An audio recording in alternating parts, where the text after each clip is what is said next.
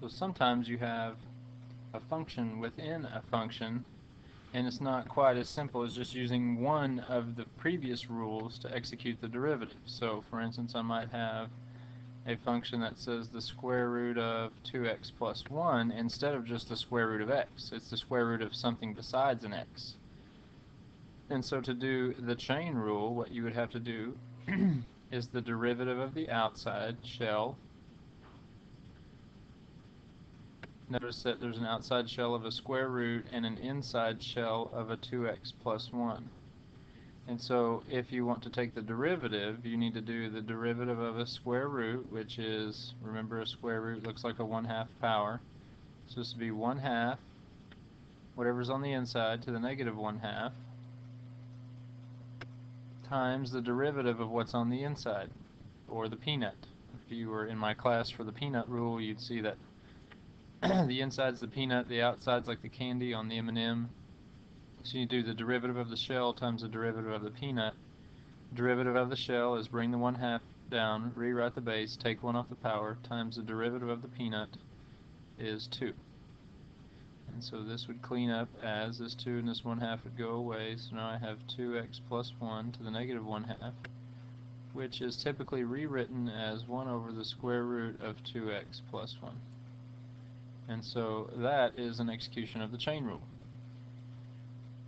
In a more complicated example, or maybe one with a trig function, maybe I'd have like sine of x squared.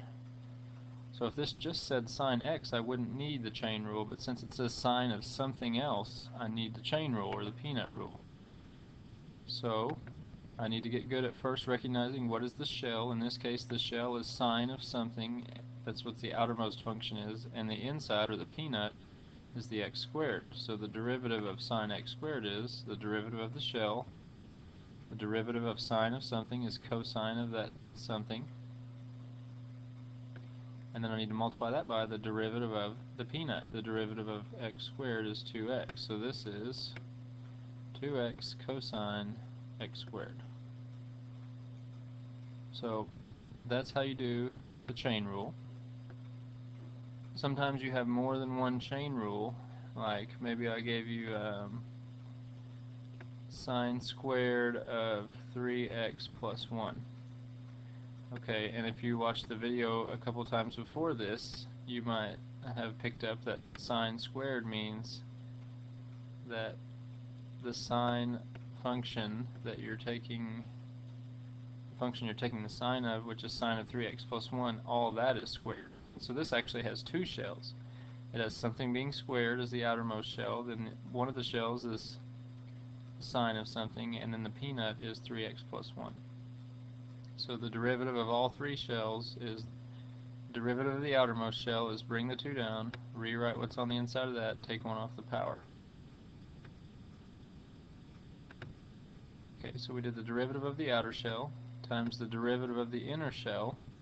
The derivative of sine of 3x plus 1 is negative cosine 3x plus 1, because the derivative of sine of something is negative cosine of the something, times the derivative of the peanut, which is 3x plus 1. Now you would typically want to clean all this up, maybe combine this with the 2 and the negative, and so this would be y prime is 2 times 3x plus 1 is 6x plus 2, and there is a negative in front of here, and a sine of 3x plus 1, and a cosine of 3x plus 1. So it's a pretty long derivative because there were many shells up here. Last one is if I wanted to do the derivative of maybe x cubed plus 1 to the negative 4 power, which might have been written like this. So if you started with this, you'd have to convert to a power rule just so I can do the derivative. Okay, so the outermost shell is something to a power, which means bring the power down, rewrite the base, take 1 off the power, times the derivative of the peanut, which in this case is 3x squared. So you want to clean this up and get negative 12x squared over x cubed plus 1 to the 5th power.